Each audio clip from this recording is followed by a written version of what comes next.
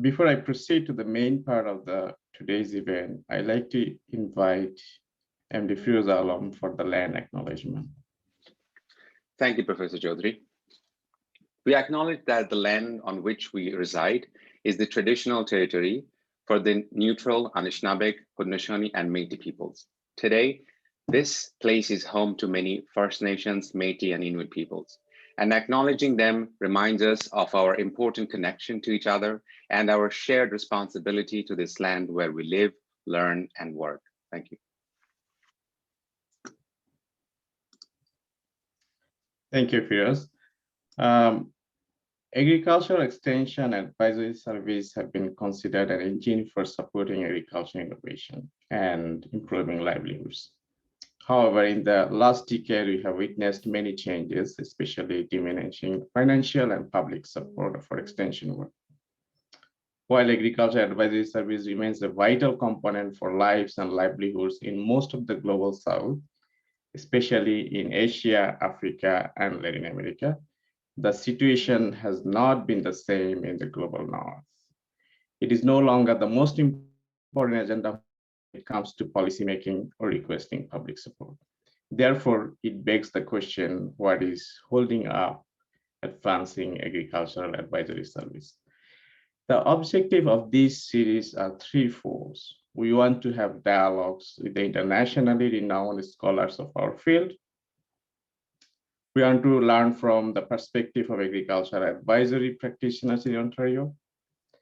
And overall, we want to reinforce conversations on agricultural extension and advisory service in scholarly policy and practitioners communities in Ontario and beyond.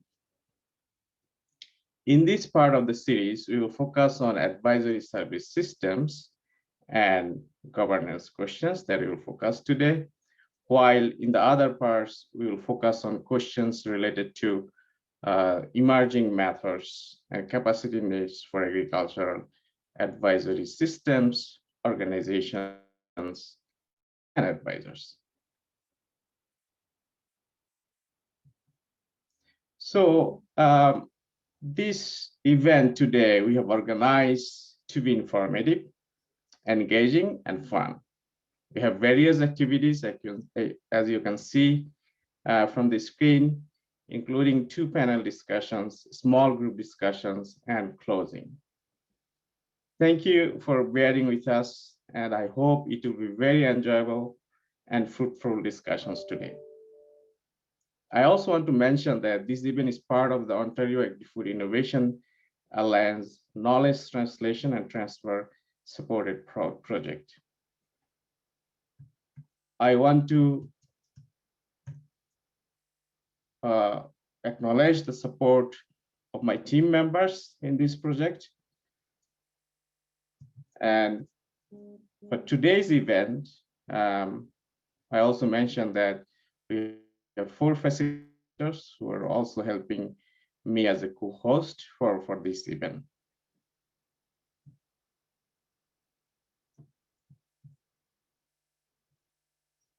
So we are really happy to have 2 special guests among us. First, I'd like to invite Adam Mayer, Manager of Knowledge Mobilization Unit, Ontario Ministry of Agriculture, Food and Rural Affairs, to deliver the introductory speech. Thank you so much, Dr. Chaudhary. Hopefully you can hear me. Can you give me the thumbs up? Yeah. Excellent. Hi, everyone. I'm Adam Meyer, Manager of Research and Knowledge Management Unit at the Ministry of Agriculture and Food in Ontario. Just really excited that you're able to join us today. So I really appreciate the comment of trying to make this sort of event a fun experience. And so I think all the interactive aspects of it certainly will lend itself very well to that goal of engagement and some excitement and fun. regardless of what your setup is today, working from home in our spot in Ontario today, I've got kids learning at home. So hopefully we're able to get past all those different distractions and really get engaged. So this is part of made possible through the Agri-food Alliance Innovation Alliance program at the University of Guelph, and is funded under a KTT program that's part of that agreement between University of Guelph and Ontario. A pretty special one. So they manage the funding program that's enabled this project, which is all about accelerating the transfer of research knowledge into use. So all those great things like synthesis and knowledge exchange, and actually applying the good impacts of research and disseminating information to those that can apply it, what we call knowledge users and mobilization. So the good thing is there's a lot of people on the line today that know a lot more than me about this subject. And our goal is to really advance the science of knowledge transfer and to ensure that those methods are progressive. And I like the catchy title today, what's holding things up? The official project title is around improving the effectiveness of advisory services. So you need one of those sorts of titles to get the project approved, and then you can come up with a catchy one to pull people in. So I like that. Works really well. So as was mentioned off the top, this is a multi-part series, and I think this is the right format these days, given our current environment. The goals of this project really are around an enhanced understanding of the effectiveness of current advisory services. And we've certainly seen the role of government change over the last decades. And so I'm excited to learn as well in my role. Really excited to see how this project is unfolding, and we just hope that this creates the opportunity for many participants, both locally and internationally, to bring together those insights and experience and to leverage the project's early findings here. So it's nice to, it's going to be great for me getting to meet some of our speakers for the first time. Lawrence, it's good to see you again. Back on one of our panels connected to the University of Guelph. Thank you so much. And to everyone for taking the time to make this an impactful day. So we're looking forward to the next 2 sessions, of course. I don't want to let you leave today without participating in the future. But I wish you certainly all the success today in the ongoing work of your project, and wish you the best with the goal of trying to advance advisory services for the sector. So I'll turn it back to you. Thank you. Thank you, Adam. I really appreciate that. Now, I'd like to invite Professor Renee Vaneker, Dean, Ontario Agricultural College, University of Guelph, to give the introductory speech. Well, thank you very much, Ada. I tremendously appreciate your leadership in organizing this event and the opportunity to bring people together on the issue of knowledge translation and transfer, or what, given my age, I still find myself referring to as extension. But Ada, through you, I've come to understand that in the international community, and especially some of the leadership involvement that you have, the word extension is still very much alive and recognized. Regardless of what we call it, we understand the importance of the intention there and the outcomes that come from translating knowledge into action. This is especially true and important for us who are involved in agriculture for so many reasons, not least of which the imperative we have locally, nationally, and globally around productivity in agriculture. It is a never-ending demand that we have to meet, and we have a tremendous responsibility in that regard. But also our broader responsibilities in terms of the fact that as I often say, agriculture not only is dependent on the environment, but it is the environment for the majority of people on the planet, because the majority of us live in farmed watersheds. And so we have an additional tremendous responsibility around the quality of the environments that we all live in. And so there again, we have a need for translating knowledge into action. And this topic is so important. So again, Ada, I really appreciate your leadership, and I'm impressed by the group that you've pulled together to have this workshop, this conversation, this discussion, and I'm looking forward to being part of it. I'm really glad that also you reached out to me to give me a chance to be part of it.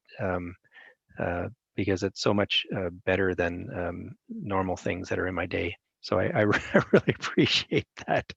Not that, you know, administration is what it is, but it does present great opportunities and highlights, and this is, especially on a Friday, this is a highlight. So looking forward to interaction and the rest of the day, and congratulations again to you and to everybody in attendance. Thank you. Thank you, Renee, for your time and encouragement. Ladies and gentlemen, please join me to thank both of our special guests for making time to join us and providing some insightful speech.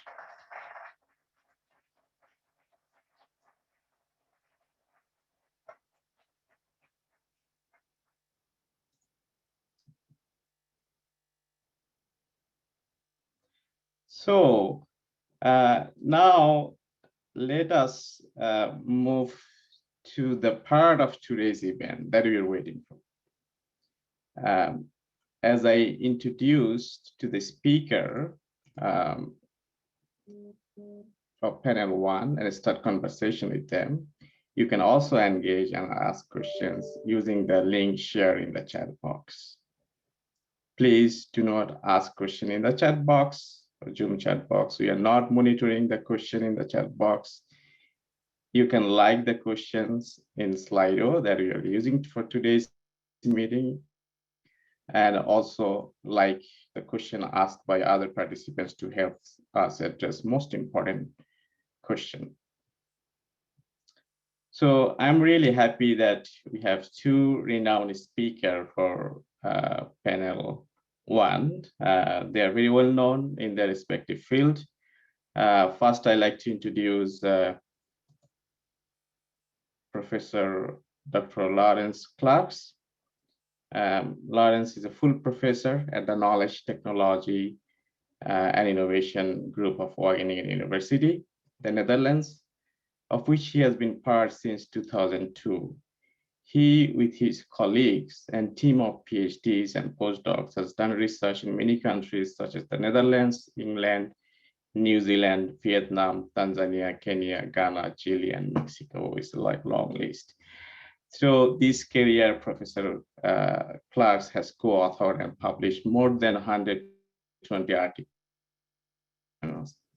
His works influence policymakers through contribution to policy-oriented publication and direct engagement through invited presentation with organizations like the World Bank, the European Commission, the Food and Agriculture Organization of the United Nations, the Organization for Economic Cooperation and Development, and the United Nations Commission for Trade and Development. He is a member of the editorial board of the international journals such as Agricultural Systems, International Journal of Agricultural Sustainability, editor-in-chief of the Journal of Agricultural Education Extension, and associate editor of Agronomy for Sustainable Development.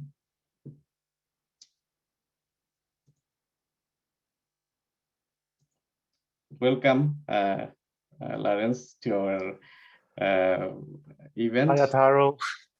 Such a nice reading out of my short bio.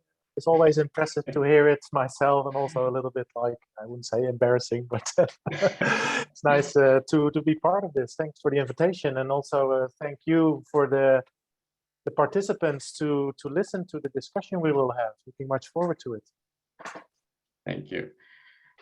Next, we have another speaker. She's also very well known in her respective field, Professor Dr. Andrea Nerim. Andrea is heading the group of communication and advisory services in rural areas at the University of Wenham. Her research focuses knowledge systems, innovation, and change processes in agriculture and rural areas. She also has a thorough experience in inter and transdisciplinary research and coordinated both national and international projects, such as Innovation Network for Climate Change Adaptation in Brandenburg and Berlin in Germany, and Pro-Acquis, farmer supports advisory service in European Acquis.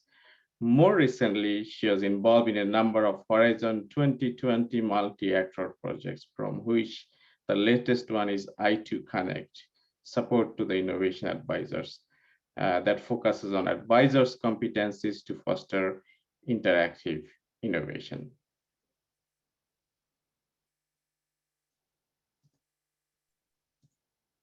Hello, also from my side, thank you for the introduction, and I'm glad to engage today in this interesting panel, and I'm looking forward also to get something out from the other side of the ocean. Thank you.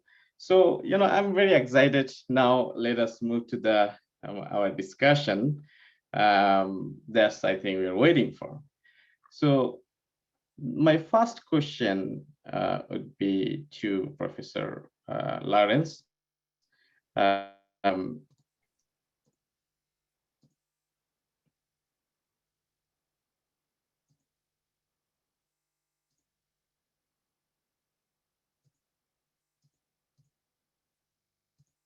So I'd like to ask you in a simple term, can you explain pluralistic advisory systems? I know it's very familiar to the scholarly community, but not really in all practitioners that know that. Mm-hmm. And what are the three most important changes we should be aware of this new and emerging service system? Yes, thanks, Atta Harul. Yes, pluralistic. I think this is a term that was coined somewhere in the 2000s by Regina Börner, who was at the University of Hohenheim, people at IFPRI, and indeed it's quite a scientific term, but basically it boils down to an advisory system, a consultancy system with diverse players in it. Diverse in terms of where they come from the public sector, from the private sector, diverse in terms of what they provide, agronomic advice, more social advice, business management advice, but also diverse in terms of whether for them it's a specialized activity, they're dedicated only to providing advice, they're independent advisors, or whether the advice is tied to some other product, that they also provide inputs, machinery, fertilizer, you name it. Obviously, that doesn't make the advice bad at all, but sometimes, there is a little bit of also the intention to stimulate the application of that product. So that is what pluralistic for me is about. And what changes should be aware of in this new and emerging service system? Well, I would say that it's not that new. It has been around for a while because in many countries, public extension services, they were privatized in the late 90s, early years of this millennium. Also before that, already private players were around. So in many countries, it has been, I think, well established now. And if you look at Europe, and also Andrea knows a lot about that, even much more recent insights than I have. There's a huge diversity how different countries do this. But if you look at some of the trends, I think some of the trends are, of course, digitalization and new agricultural sectors emerging with new types of technologies, gene editing, cellular agriculture, vertical farming, social farming, care farming, all those types of new activities. That brings also new advisors. I would also say that it brings in new players because it has been a very attractive, it has become a very attractive new object of investment. So there's lots of capital. So you see a lot of startups in this area. That's perhaps one other development. And I think perhaps a last quite interesting development as well, which you see recently, is the increasing internationalization of advice.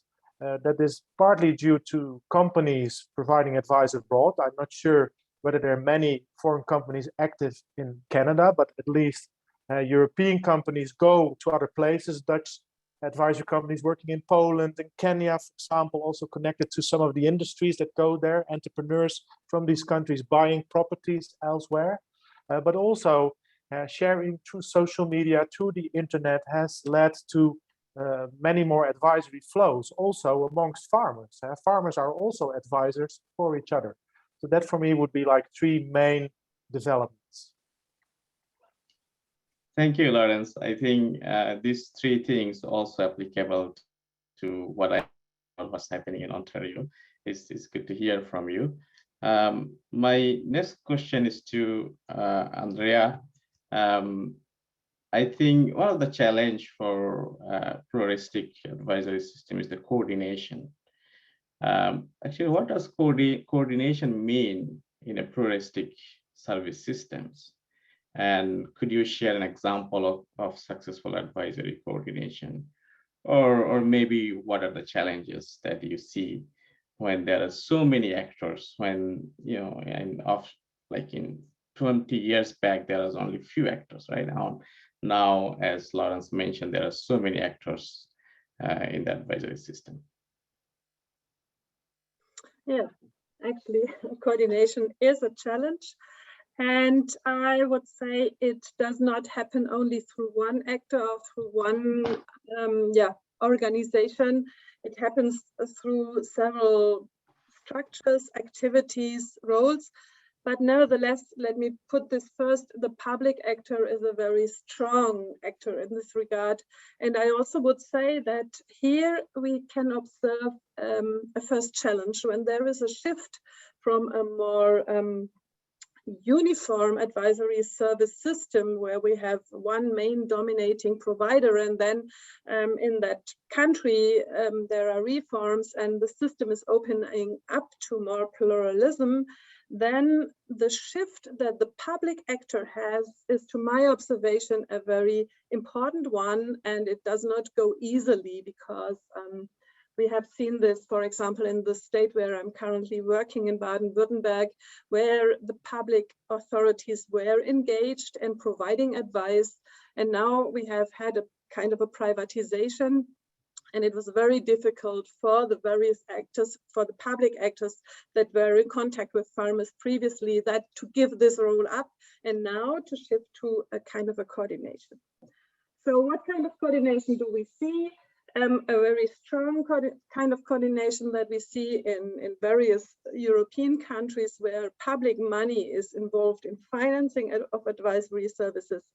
We see that the accreditation of advisory services is one first step, to recognize whether a body or not is in the role, it has the capacities to provide advice, from the qualification of the advisor side, from the ability to produce the bureaucratic formal procedures and so on.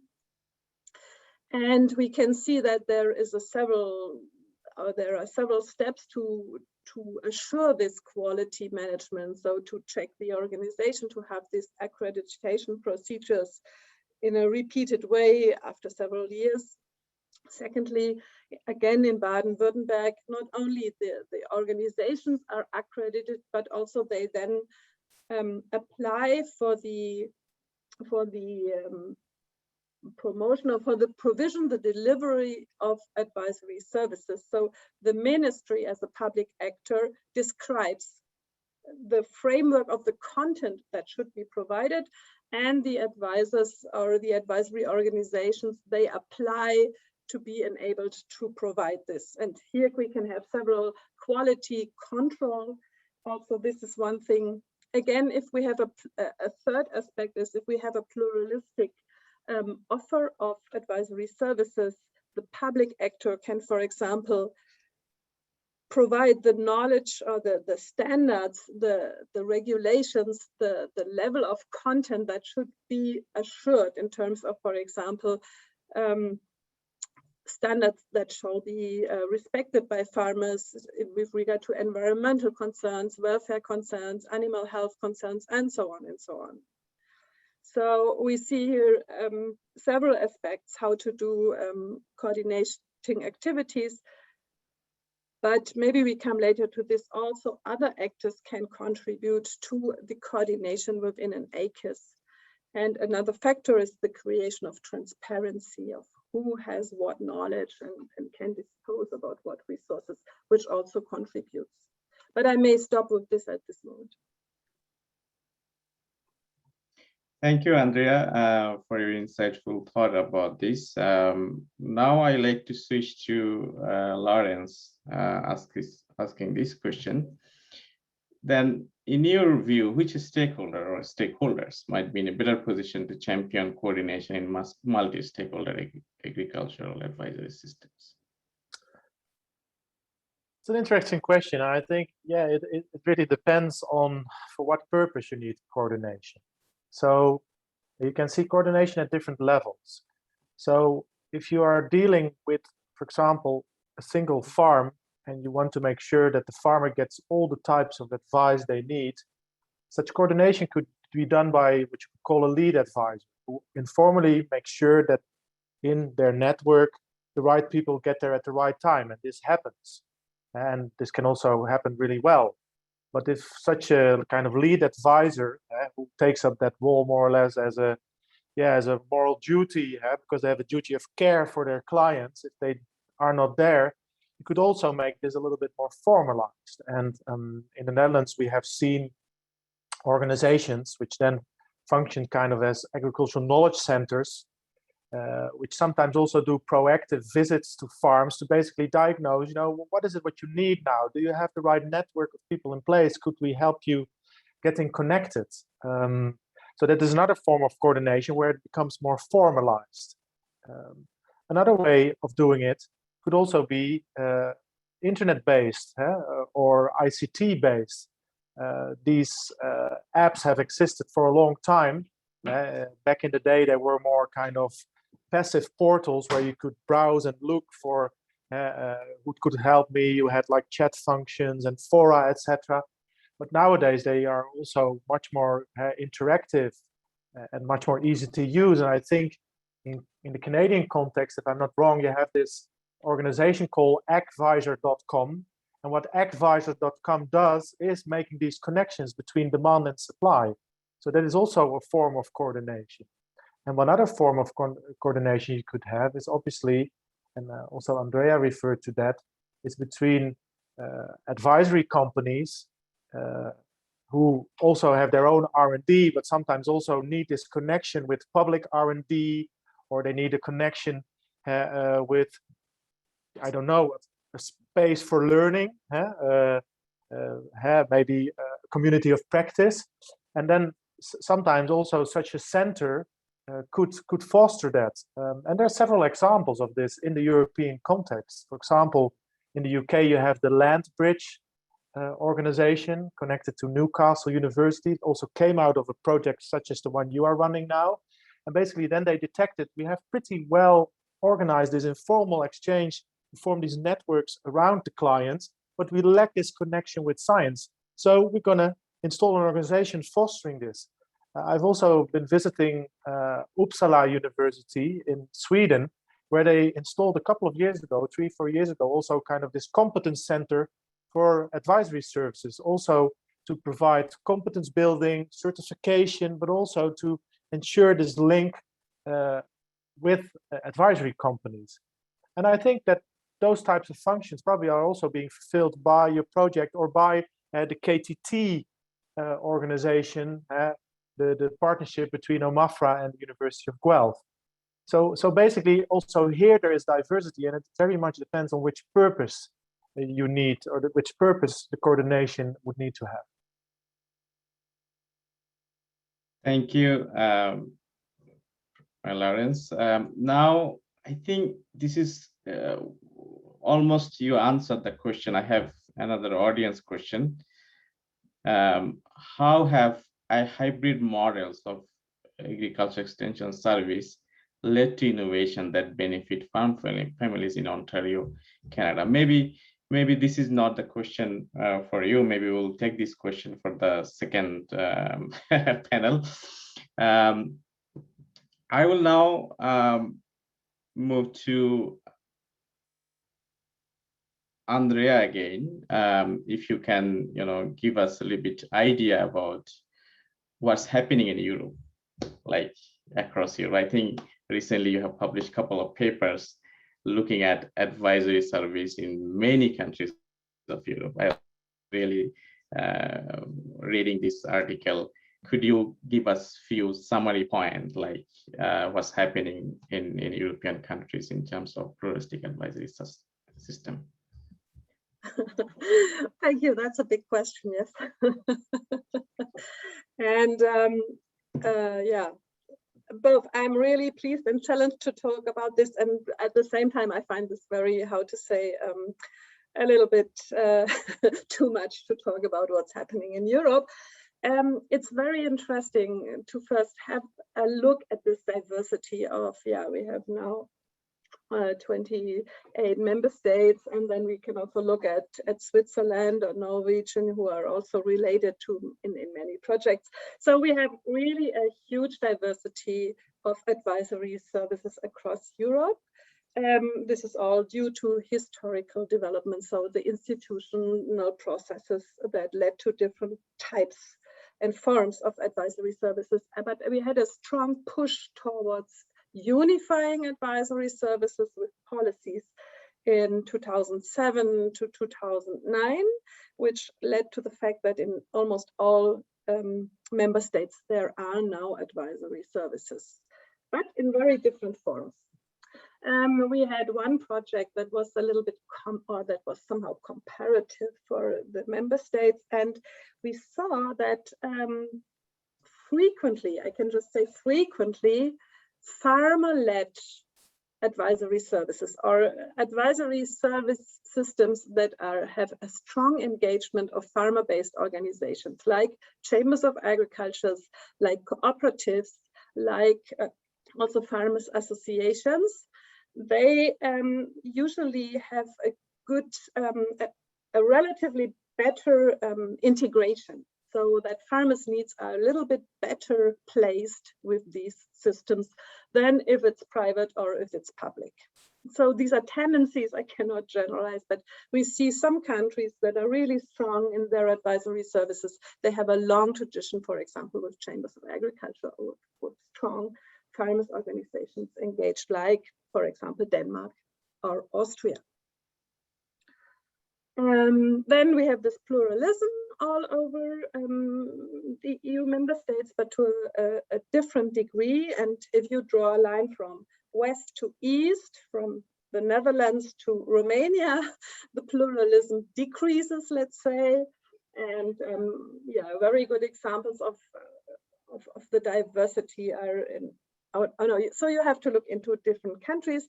And I think this was also something that Lawrence said. We have an institutional mixture that corresponds also to national policies, to national education systems, to the way how farmers are organized and can express their voices and so on. So to stop now my overview, we have this very dynamic situation with very diverse voices. And when we look towards Eastern and Southeastern Europe, we also find structures that are not so well expressed, where farmers' voices are less well heard, for example. So there is always also a need to look for balances and to see how well it works with participation, for example. Thank you, Andrea, sharing your perspective on that. I thought maybe Europe, the whole Europe is more diversified, like pluralistic. So it's good to know that there is still some public extension systems there. Yeah, very good to know. It makes sense in Europe, especially in Romania and Poland. Those countries probably still have their public system in place. So there is one audience question you can take. I think this is related to what we have been doing so far. we see a lot of privatization going on, right? Many actors. So how do you ensure independent advice if government steps back from advisory roles? Anyone can jump into discussion. Renee, do you want to take it, or shall Yeah, I can start maybe. Yes, please.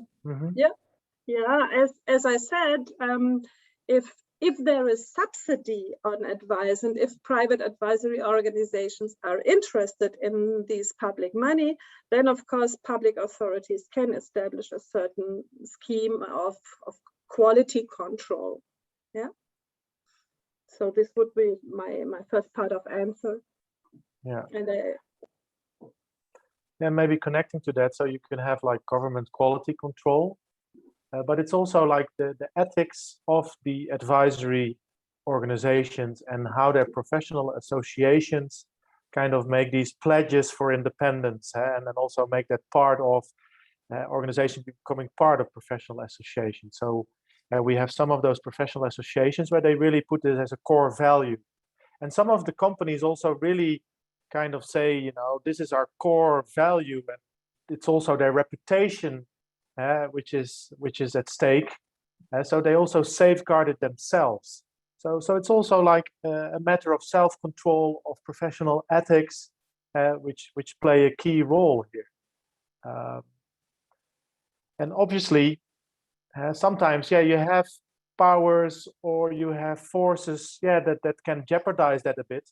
For example, if there's a strong push to also sell certain products, that doesn't mean that, you know, those advisors don't give independent and good advice, but yes, sometimes they might be pushed by a manager and make sure that that we also keep the sales going well. But some of them also, in that sense, are very independent. They say, well, our product won't serve you. You better go take the product of the competitor, for example.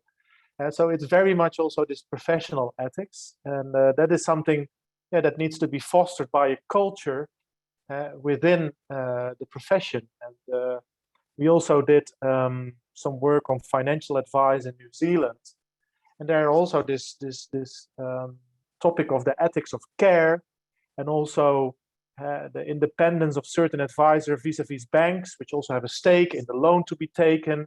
Yeah, that was a serious issue, and it was also being discussed that independence needed to be safeguarded. So I think also this is very much sometimes a systems discussion, and how do you organize it in a system, and how do you make sure that that the quality is good? Also recognizing that sometimes you have other commercial stakes at play, because yeah, they are just there and they're not necessarily like bad or something. And I guess the audience, they also have obviously a lot of experience with this. And so it would also be curious to learn how they deal with these issues later on in the breakout groups. Yeah, and we have two speakers on that who have really direct experience in panel 2. I think we're really fantastic. Looking forward to hear from them. So, you know, now I move to Lawrence again. This is one of the latest of my research, and that's why I put the, you know, a little bit bias. You can see misinformation now has been discussed all over the world, especially connection to vaccination, health issues, and it shows that it can jeopardize the whole society. And misinformation on, let's say, hormone or biotechnology or GMOs, it has been for a long time, and even soil practices in agriculture. So do you think like we need to, given that we are working remotely and more like digital technology you are using, advisory organization or advisors should be prepared for that, and think of the misinformation, how to deal with them?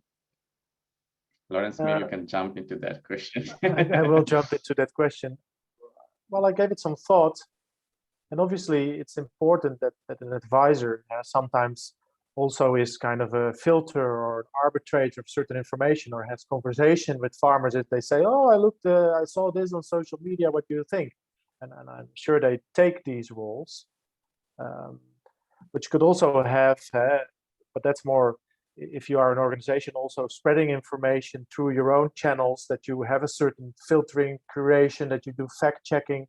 So there, I think advisory organizations have to play a role. But I think what is also very important to acknowledge is that there's always different orientations in farming. And what for one is very valuable information, for the other is something they will reject. I wouldn't say that it's the same as misinformation, but you will always have these types of bubbles people might be in. And then sometimes it could also be good to sometimes have like a conversation amongst bubbles. And an advisor might also be part of those bubbles. And I think that could also be a task for a public organization, sometimes have that cross-fertilization, also to get rid of some biases, some misunderstandings. And then I think what also is an interesting development now is that, and that concerns more the farming sector as a whole, and that's also a sort of advisory role. Obviously, the public and their engagement with the farming sector and the public reputation of the farming sector and the public image, there's also lots of stuff going on. And in the Netherlands, farming is a highly contested sector. We have huge issues around nitrogen deposition, animal welfare. It has only become stronger in recent years. It has been there for 2 decades already, but now we are really at a very crucial point. And you see also that some organizations, some really coming also from the farming community, we have a foundation, Agri-Fact, and basically what they do fact-checking of social media and also giving a counter voice if really bad information is given about the farming sector. So definitely advisory organizations have a role to play here, but I would say at different levels. And I also think that, you can't control everything. This is also something perhaps that needs to be now become part of curricula in agricultural schools, where the new generation of farmers and advisors are being trained. This concept of digital literacy. In the pre-discussion we had, it already emerged as an issue for farmers in developing countries, but I think it's in all countries this should be part of training in school for all types of professions. Thank you, Lawrence. Yeah, I agree with you. It should be part of the digital literacy, widely discussed nowadays. We are almost close to our panel one, but I like to ask another question to Andrea. So, given that this diversity we have right now, what should the ministry or public sector advisory organization play in enhancing coordination? I'm sure that you touched a little bit about, can you like specify a few points on that? Yeah, thank you. So beside what I was saying already earlier on, I think one important task is to create transparency.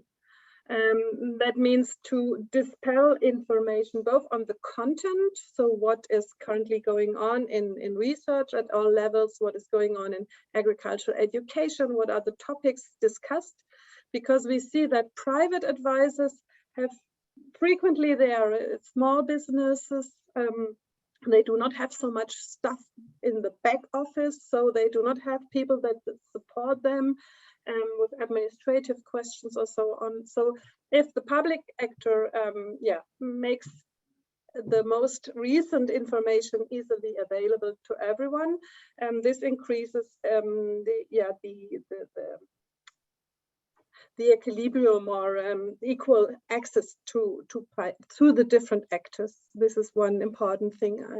And then, as I said, the quality management is another important issue. The control of who gets access to public funds and under what conditions. This should be fair and correct. And also what we saw is that private advisors are very interested to understand, for example, how sanctions work. So this is somehow crucial knowledge to them to understand if there are if there are frauds or something not correctly happening, and the state has controlled this. Of course, this is knowledge that increases their agency if they want to change farmers' behavior or support change of farming. So these could be activities from the state level, from the public actor, beside what I'm saying. So the whole part of questioning of how to finance and so on could be discussed also in particular. Thank you, Andrea. I really like your idea of having private sector also in the loop and having connection. I think private sector, especially input dealers, is always important for extension for farmers. So I think we are almost the close of our panel one discussion. Definitely there are many questions. You can still use Slido link to ask question. Maybe we'll try to address in the closing session. I had many questions to ask, but time doesn't permit. We'll see how we can manage. So that I like to conclude our panel discussion part one. Ladies and gentlemen, again, please join me to thank both our speakers for their wonderful conversation with us and thought-provoking discussions. Thank you.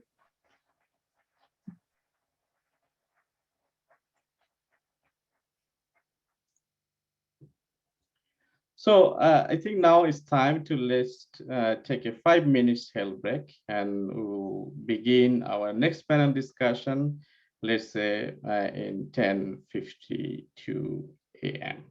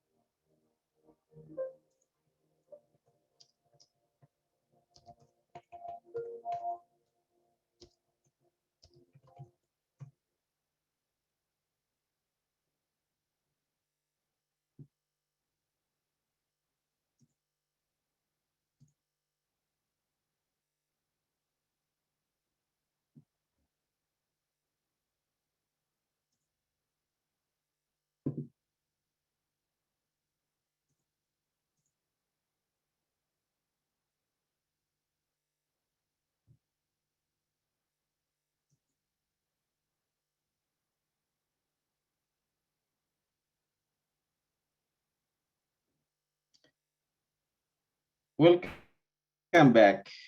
And we are eagerly waiting to hear from two familiar faces of livestock, crop, and soil advisory services in Ontario in panel 2. Both of them have been working directly with farmers and other advisors for a number of years. I trust part 2 will be interesting, as we will be able to compare and contrast perspectives with what we have learned from our speakers in part 1. As I introduce the speaker of panel 2 and start conversation with them, please continue to engage and ask questions using the link and help us to address the most important questions. So now I'd like to invite Dr. Stephen Rush. Dr. Steve is the director and principal consultant for SR Consulting, and he has a vision for improving animal health through applied research and creative communication. SR is driven by his passion and interdisciplinary skill set, which blends epidemiological research, agricultural extension, and health promotion. His mission is to develop and deliver evidence-based solutions to motivate on-farm change and improve animal health and welfare. Steve, welcome. Thanks for having me, Ada. Nice to be here. Hi, everyone. Looking forward to the discussion today.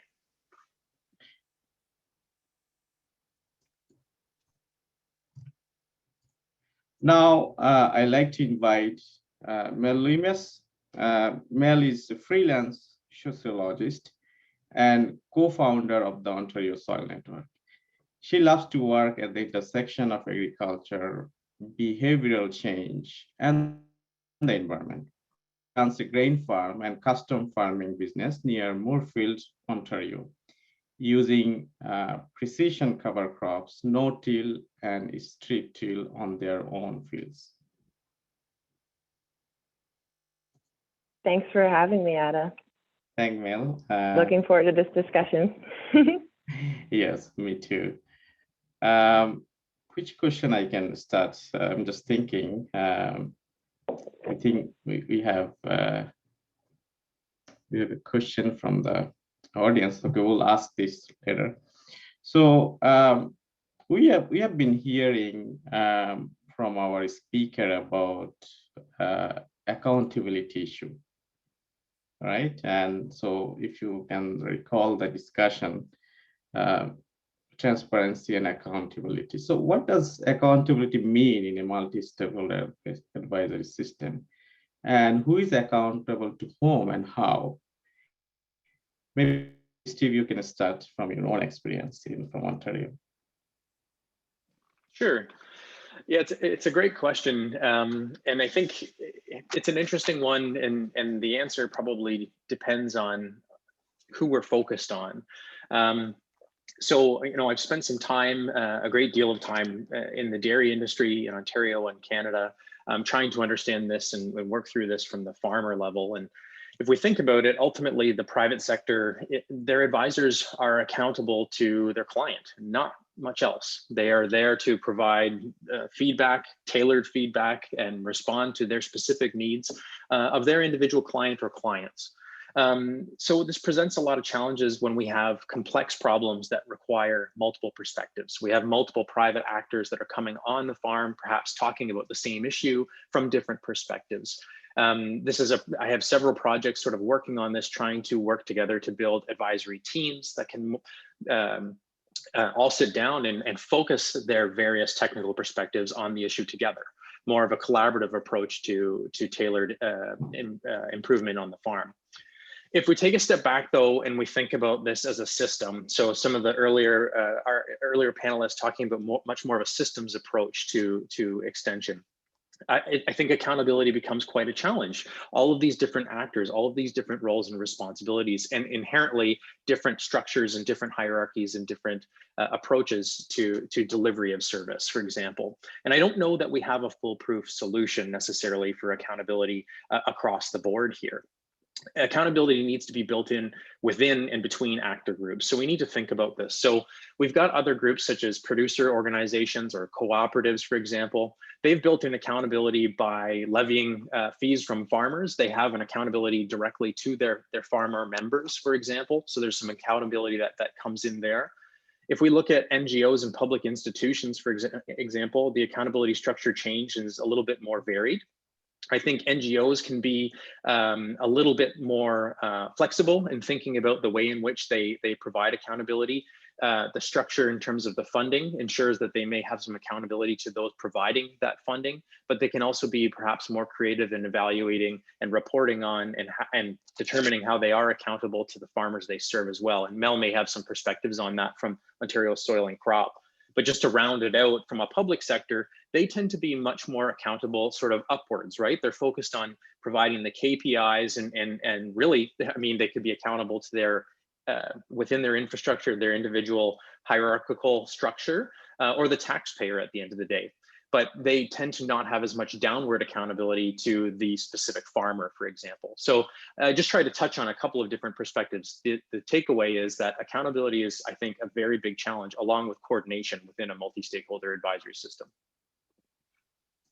Thank you, Steve. You mentioned about downward and upward accountability.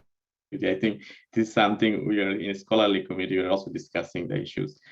Mel, you are not an advisor, but also a farmer, right? So that's why this is the question for you. Are the service needs of farmers in Ontario being met by the present multi-stakeholder advisory system? Oh, I was busy preparing an answer for the previous question. Can I add into what Steve said? Sure. Yeah. And then get into that, because I mean it all flows in together. But yeah, when you start thinking about accountability, obviously it's to the farmer as the client, but also to the environment, to future generations, to the general public. That we just need like a stronger vision in general. Because it just feels like everything's going out of control and everyone's kind of being accountable, but ultimately to what? And that stronger vision is the first thing that we would need before we start talking about whether advisory services are working and for whom are they working, if we're not looking at the much bigger picture of why we're doing this and why we're having this conversation. But I did want to bring in that the certified crop advisors and professional agrologists across Canada, professional agrologists, anyone that gives advice to a farmer has to have a degree and has to be just like an engineer or whatnot would have that same sort of professionalism, and they have a code of ethics that they sign and accountability. In Ontario, it's not a requirement, but it also doesn't have any of the resources that it would take to go around and police these advisors, right, and see if they're perpetuating misinformation. And again, misinformation is quite subjective as to who's being served by the information. So, the actual question, I'm reading it as it's scrolling up on your screen. How does accountability, are the services being met? It's hard to say. Like, I've talked to a few farmers in just preparing for this conversation, and they say, well, compared to what? Like, you don't know what you don't know. And like my family were big into innovators, and no, they don't call up OMAFRA and be like, okay, what can I know? They are searching for it online, other countries extension, Twitter from each other, and they take responsibility for their own learning. So it's hard to say. They'll never know what they don't know. But again, then the question is, if it's working, well, is the environment being improved? Are yields increasing? What's the goal? And yeah, yields are increasing, but so are externalities. So yeah, again, what's the goal? I'm just going to ramble, so I'll take it back to you. Yeah, I can see that definitely. The satisfaction is a big issue, right? And to satisfy everyone is not an easy task. And given that what Steve mentioned, when you think about system perspective, it's a really, really complex and messy system. I think I can take audience questions. Here it's called New Models of Farmer-Led Extension. I think both Mel and Stephen, you're familiar with that. Experimentation involves knowledge relations, right? And what makes knowledge? Is data stewardship an issue for advocacy, research, and public policy? Why and how? So I guess the question is asking about when for farmer experimentation, we go for knowledge creation. There is a power relationship, right? What makes the valid knowledge, right? So I think you have been involved with many farmer experimentation. So what is your take on that? How knowledge count as a valid knowledge or not? Mel, you want to start, Steve? Yeah. Sure. Yeah, I can jump in. It's a good question and a complicated one.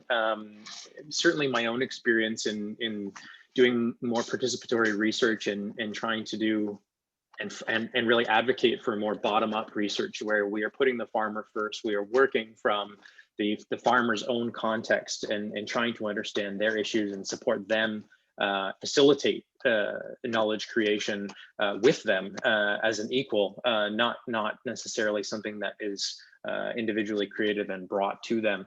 I think there's a tremendous amount of power there, and from everything from ground truthing and addressing the not in my backyard concept, where we've shown something that's efficacious in trials, or best management practices suggest. But we can't get adoption on an individual farm because the context was different for that research. So for all of those reasons, I think, and there's plenty of decades worth of research on these types of concepts, participatory research is huge. As you get into the data piece and knowledge creation, we start to get into this world we've been discussing, I think, within the Ontario KTT program type world for a little while now, is who owns that data? Who's responsible for sharing it? What privacy conditions do we expect? To what extent is that able to be shared? I don't know that we have a perfect solution for this right now. And I've worked in a couple of sectors, particularly in horticulture, where there is extreme competitiveness. And so I find there's big differences between whether we're working in, for example, a supply managed group, commodity, where I'm able to get a group of farmers together and really open the books and talk about anything and have very little challenges in sharing information. And then conversely, going to some of these more competitive environments and having a real challenge, one, getting participatory engagement in the first place, and two, trying to navigate the minefield of sharing data. And so I think it can help and or hinder, depending on the commodity, depending on the specific topic. So it's an ongoing challenge, and I think what we need to do is continue to have dialogue about how we can protect one another's confidentiality and/or data. But we need to also establish sharing agreements or ways in which that we can work together for either the greater good or for mutual benefit. So that would be my answer. I don't know if it's perfectly concrete, but those are some of the thoughts anyway that come to mind for me. Thank you, Steve. Yeah, so I think that means data stewardship is an issue that we need to really engage in a broader discussion for sure. Mel, I want to come back to you with another question from, especially when we are collecting our data for this KDD project. I see there is a tendency to ignore traditionalist and laggard farmers, forget clients, right? What is your suggestion on this, and how advisors and advisory organization might address the needs of traditionalist and laggard types of farmers in a multi-stakeholder advisory system? I hate to say this, but like, don't put too much effort. Like, go to, one is, I don't think those laggard farmers are going to be farming much longer, and we're up buying their farms left, right, and center, right? So the farmers we really will need to work with probably don't even have time to talk to us, right? So we really need to work with the people that are working with the bigger operations, I think, to make the biggest bang for our buck. And that probably is not what people want to hear, but I wouldn't waste too much time or resources trying to convince a few people that won't be farming much longer anyways. You can't, not in this day and age. Probably a good idea to just sell their land probably right about now. Fair enough. This is being recorded. I just apologize to everyone that's listening to it. It's a perfect answer from someone. I'm sure our international scholar Lawrence and Andrea might jump into this maybe in the closing session. But it's a perfect answer. Steve, you want to add something? Yeah, I was just gonna add, I think we need to be careful with labels too. I mean, the notion of laggard and traditionalist farmers and things is one that comes from some interesting theories about adoption on farm and agriculture or human behavior in general. But I think it's interesting too, if you talk to farmers or you look at specific issues, you see that where one person, I myself, for example, might be viewed as a laggard in one particular area, I might be viewed as an early adopter in another. And yes. So I think we need to be careful about the feeling of a bit of a negative terminology here, but Mel's right. I mean, if we're talking about a specific program and a specific topic, and we have farmers that are disengaged and unwilling perhaps to do what's necessary to meet a certain threshold that's required for environmental stewardship or animal health and welfare, for example, that's an issue that needs to be addressed. And there may very well be a time and place where we need to establish a minimum cutoff. And you see that across the board where regulation starts to come into play or quality assurance programs are built in. Lawrence talked about animal welfare in the Netherlands. I mean, that has really been a showcase for much of Canada in terms of what might come down the road in terms of expectations for our farmers here. But I guess I would just like to sum it up to say farmers are dynamic people just the way we are. And so it's important that we acknowledge that no labels are easy to apply, but often perhaps unfair if we kind of take a step back and think about all of the various elements that come into farming and the responsibilities they have. Yeah, it doesn't serve anyone. Yeah. What? Next question. Yeah. So my next question would be, any of one can chime in. If you are appointed as an advisor to the Minister of Agriculture, what suggestion would you provide in determining government policy on agriculture advisory service, probably in Ontario? Anyone can chime in. Mel, do you want to go? I think I don't know. I like that if advisory services were demand driven, that farmers were in control of the advice that they get. But again, it's got to fit the bigger vision, but that it really is demand driven. And I'm really fascinated by the the model they have in Quebec, where it's potential to use the idea of like small groups of farmers, which gets to the idea of knowledge sharing. Knowledge sharing doesn't happen just to everyone. Knowledge sharing happens in small groups when there's trust already built with people. But then there needs to be a hub, a person that's facilitating those relationships, but also that knowledge as a broker to someone that can do the research. So that's the person that's not only doing the KTT, which I always find is a very one-way term of transferring the knowledge instead of receiving back the research question in the first place.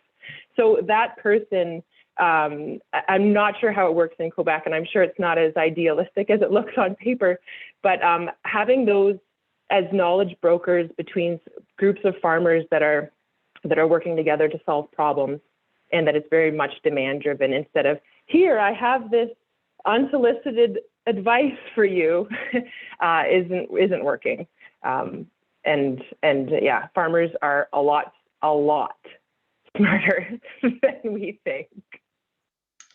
Yeah. Thank you, Mel. I think we can take our audience question. Yeah. So, how do you see the role of artificial intelligence and data science currently and coming years in advisory system for farmers and growers? How far we are from data-driven agriculture? What do you take as an advisor and working in the field? As a scholar, field, we are really fascinated about that. But what do you take on that? Anyone can chime in. It's different for livestock and soil. So Steve, I'll let you go first. Yeah, yeah. So I'll just, since we're talking about that, I'll comment on the livestock side. I think this is an area where we have a long way to go, but we are getting to a point where we can put a sensor in most things and measure something. And so we are rapidly finding our way into a world where we have quote unquote decision support tools. I think we have, when I say we have a long way to go, I think we have a long way to go in terms of saying to what extent does our ability to measure something inform behavior on the farm? So when do we act? And for example, I would do a lot of work in the dairy industry. We can measure most things in milk real time. And the question now is, at what point do we actually make a decision about when to treat that animal and when is that appropriate? So there's a lot of work that needs to be done to inform to what extent do we take the information and actually make a change on the farm. But I think the potential is massive, absolutely massive. And I think it's going to change the way in which the advisors and actors on the farm engage with farmers. They can facilitate conversations based on data and evidence that's developed on that very farm. I mean, that's fascinating. The ability to benchmark farms or farmers to benchmark themselves, frankly, based on consistent and objective measures is also huge. So in many ways, it's going to take some technical or specialist knowledge out of the hands of those technical and specialist folks. And they're going to have to become more people-oriented. They're going to have to become better at collaborating and facilitating conversations. We joke in the dairy industry a lot. One of the biggest roles for veterinarians is still to check pregnancy status of cows. We call that rectal tourism. They are spending so much time, and their business model is still focused on determining whether or not that cow is pregnant or not. But where the real value is, because we're going to get there very quickly in terms of having a technological solution for that, we are going to have to focus on having more conversations about what do we do with data? How do we change our behavior? How do we improve based on specific outcomes? So plenty of potential here. It's not going to replace advisory services. It's very much going to change them and become a useful tool that can be used. Very good, thank you. And you want to add something yet? Rectal tourism. Yes, on the cropping side, I think it's a lot more difficult. We are talking about much bigger spaces. There's so much other factors like weather, mainly to factor in. And so I think there's a lot of hype and a lot of startups and excitement about this. But and yes, I'm always like watching it because it's on the cusp of innovation, but within 10 years, we'll see if it can catch up. But ultimately, again, like, are we just like playing around with fertilizer rates and trying to get a few extra bushels here, that's what maybe some of this data will tell us. But I have a much bigger vision, which is to farm to improve the environment. And that requires like research about completely new systems. How do we use less fertilizer? No one's doing that research. No one's funding that research, right? So that to me is the questions that are not even being asked with this big data, I'd say. Thank you, Mel. I think we have a lot to discuss, but we are a little bit short of time. With that, I'd like to conclude our panel discussion part 2. Ladies and gentlemen, please join me to thank both of our speakers for sharing their practical ideas and some insightful conversation. Thank you. And thanks everyone that joined. I'm looking forward to these breakout rooms. So, so far we have been listening and learning from the conversation with our speakers. Now this is our turn to engage and learn from each other. We are going to create 4 breakout rooms. When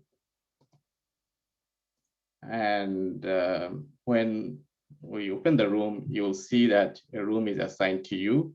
In each room, we have one of our facilitators to help progressing the discussion and taking notes. One of the speakers will also join to the room. They will observe and take part in the discussion. I hope you'll love this discussion and have some kind of personal interaction among yourself. Let me see whether the room is created.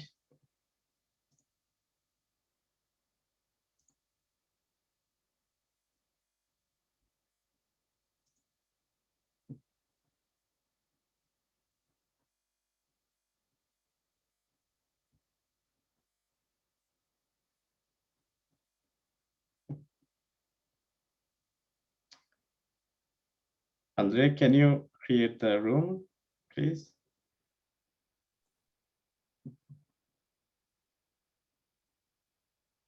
Yeah, sorry, they were all created. Yeah, they're already created, yeah. Everyone can see the room? Yeah. Very good. Thank you.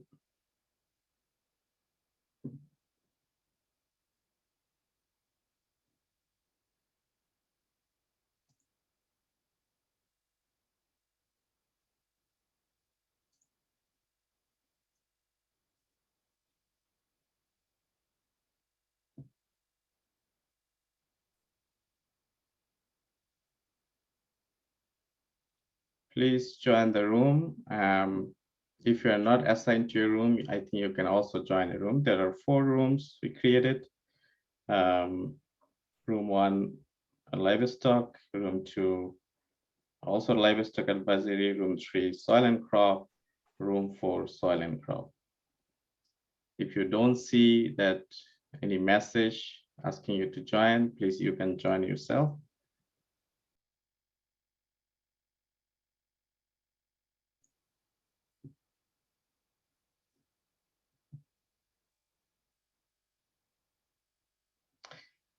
Okay, everyone, and apologize for our breakout room creation. There are some technical difficulties. I hope you still have some time to discuss with few questions and interact with each other.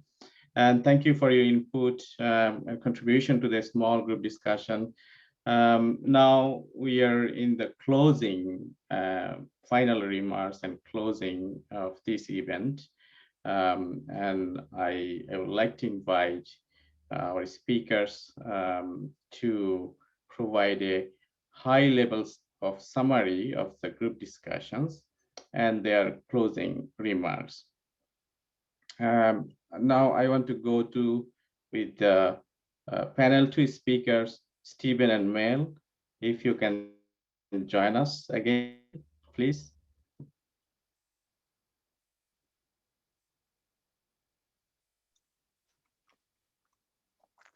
I never went anywhere.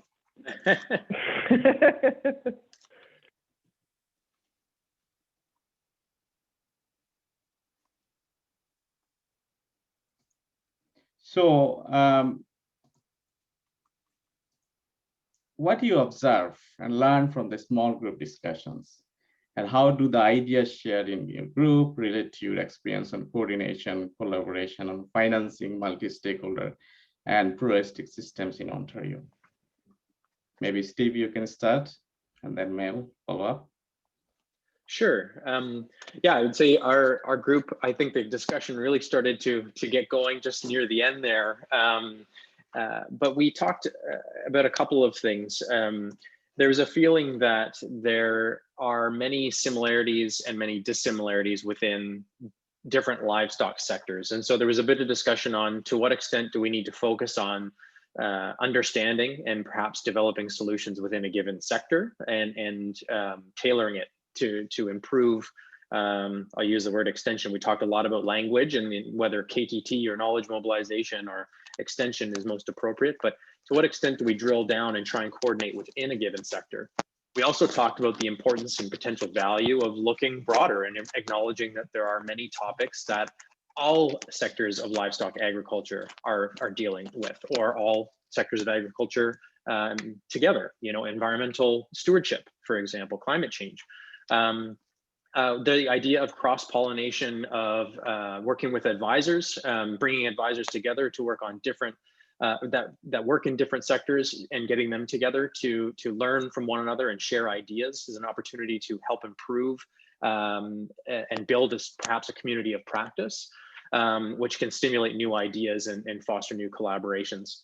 Some of the other topics we touched on was the value and importance of community engaged scholarship, ensuring that we involve farmers and the other stakeholders, advisors, and so on that can help inform the right questions and the right approaches to get a more impactful and more appropriate and more context specific result that can then be adopted or used. And then to inform and look at KTT as a cycle, not just an end of grant activity, a linear transfer of what have we learned to the folks that need to learn it.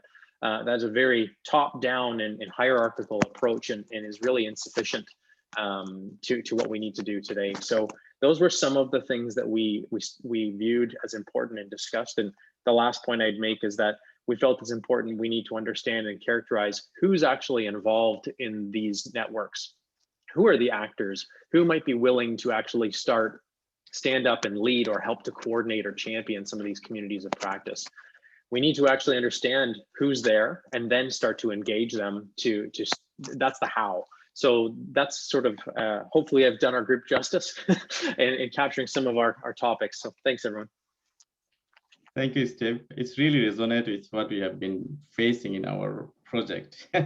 Ontario is a big place and it's so complex, and it's very important to know, and it's difficult to know who is doing what because there are so many actors there. Mel, maybe you can go ahead, just summarizing points. Yeah, no, and I apologize. We were just getting into the discussion as it ended, and then my internet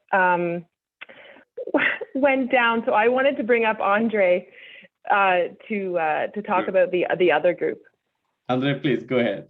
Yeah, I can do my best possible here. Again, I apologize for all the issues there. So we were discussing a lot about there's a lot of overlap between different actors groups and how that kind of is difficult to bring kind of everyone to the table, where we've got different groups where some people are part of some sections, some people are part of different sections, and everyone's got different objectives and goals, and it's a challenge that kind of needs to be addressed. There was also a lot of discussion about kind of taking very much a grassroots approach, making sure we've got regional coordinators, including kind of a farmer's perspective, kind of find that leadership through farmers to help kind of direct that coordination, even though we acknowledge that it was a difficult thing because often most of these farmers are out busy doing their work. And yeah, in general, just kind of embracing the complexity and using as many channels as possible. And that's as best of justice as I can do to the group. I apologize again. Thank you, Andre, for your quick summary.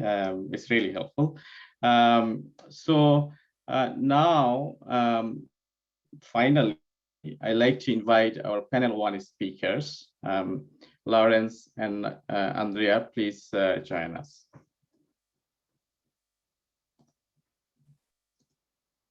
We're here at the Herald, just spotlight us and we'll do our thing. Yeah.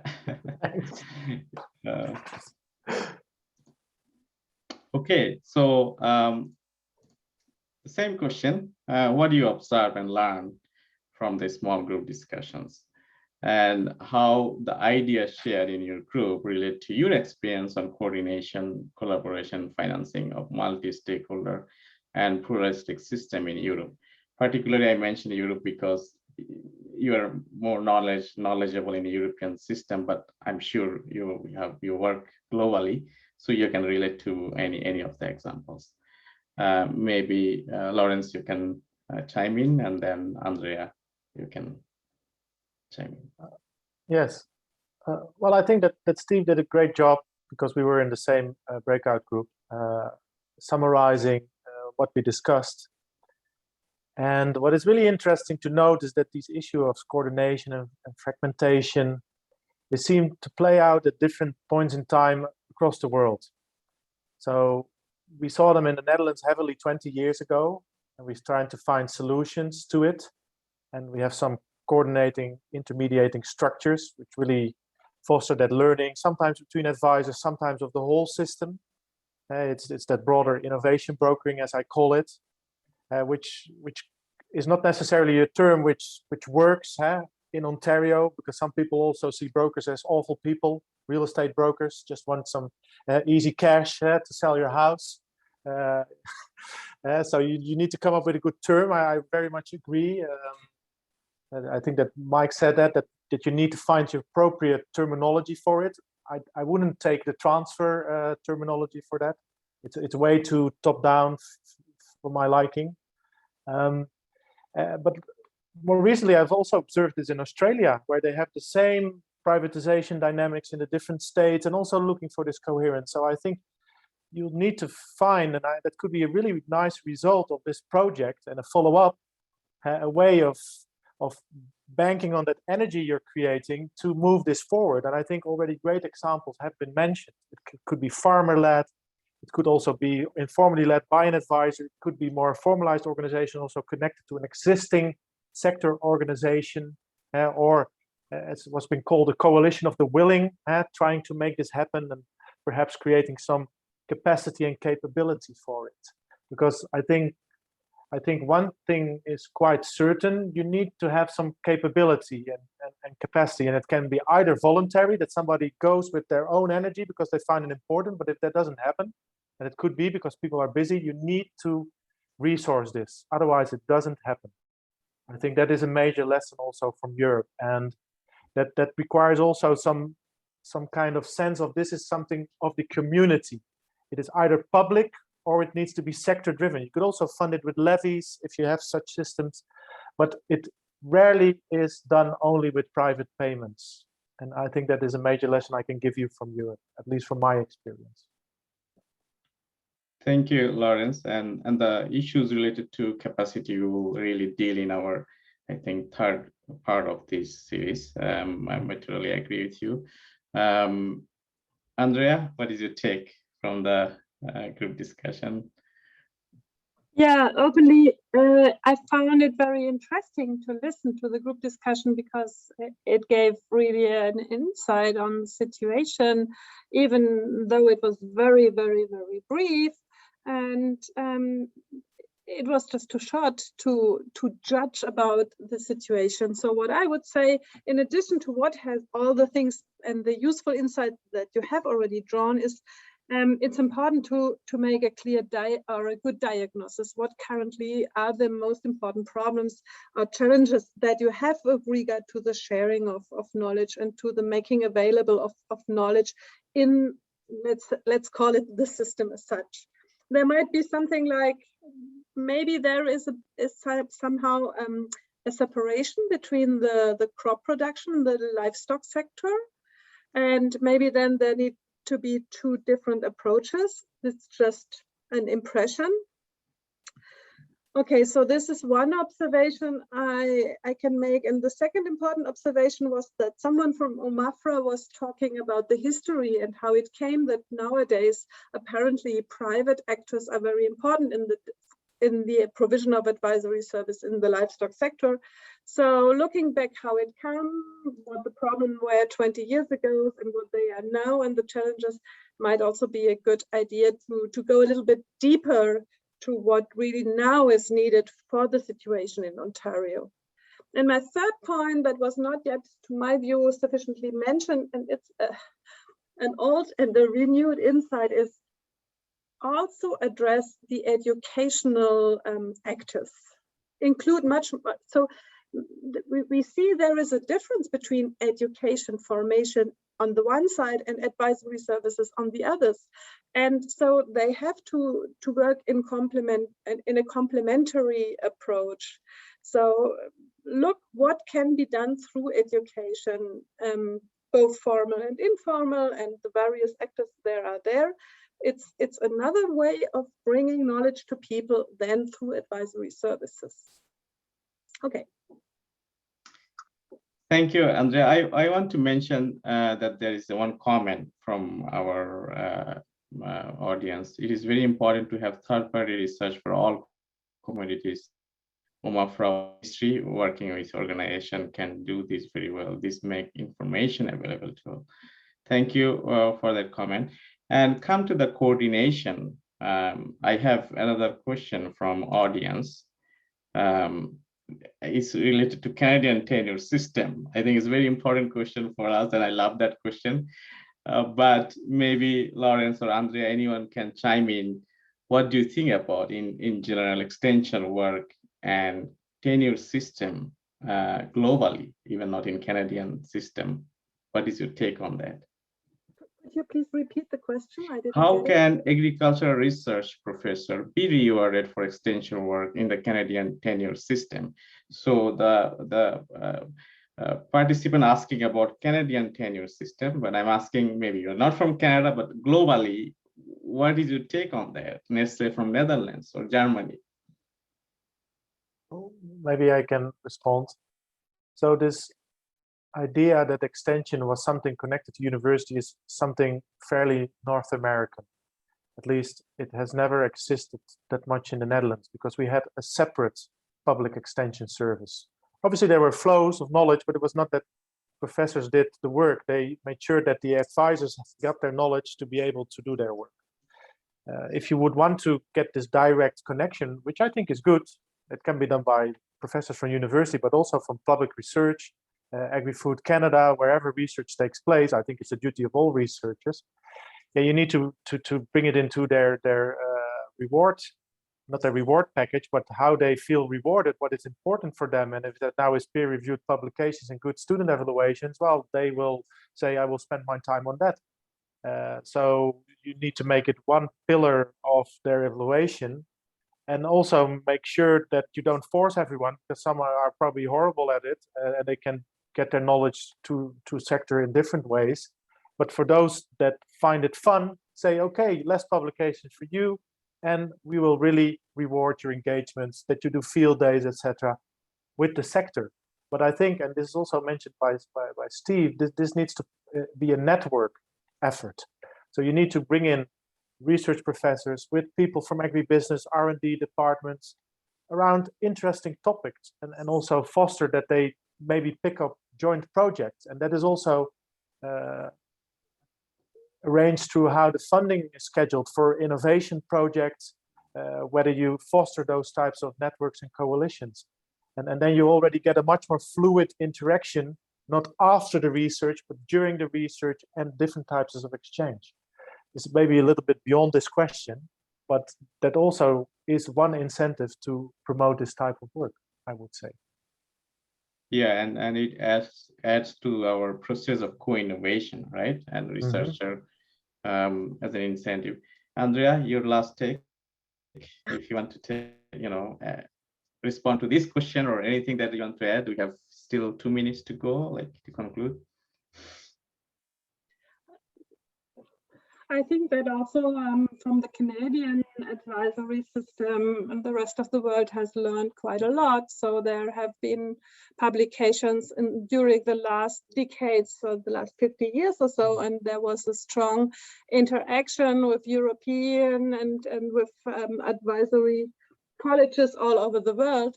So maybe now you are in a situation of a transition, of a new orientation you can take from others, but the world has already learned quite a lot from Canada, and also, for example, from strong farmers organizations. I think 20, 30 years ago, they were the first to promote environmental management plans and so on. So you have already a strong history, which you can also take into account. Yeah. Very much agree, and also learn from your own great experience. Indeed, there's plenty of it. Also outside Ontario, within Canada, co-innovation initiatives, participatory research initiatives, and perhaps learn more from those experiences, exchange them more if you haven't done so. Thank you, Lawrence. I'm sure there are many ideas to discuss, but however, we don't have time for today. Let's continue the discussion and engage again in our part 2 of the series that will hopefully organize in fall 2021. So dear participants, please join me for a big applause to our speakers and facilitators and also our participants. Thank you for your time and contribution. I really appreciate that. Thank you. It was very interesting. Yes, thank you, Atta Harel. You could be easily like a disc jockey of a radio show. You're doing it really well. Or TV host. Thank you. Yeah, I did it for you guys. You're a Thank special you very guest. much. And as we leave, may I request you to join us with camera open and say hi to everyone. So that concludes our session for today. Okay. Thanks, everyone. Professor Lawrence, thank you very much. That was a wonderful remark. Thank you.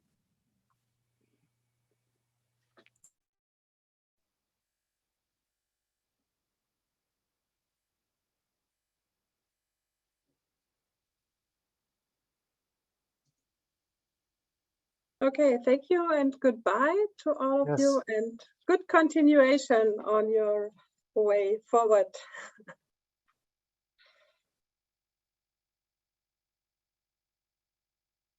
Thanks, everyone. Nice to see you.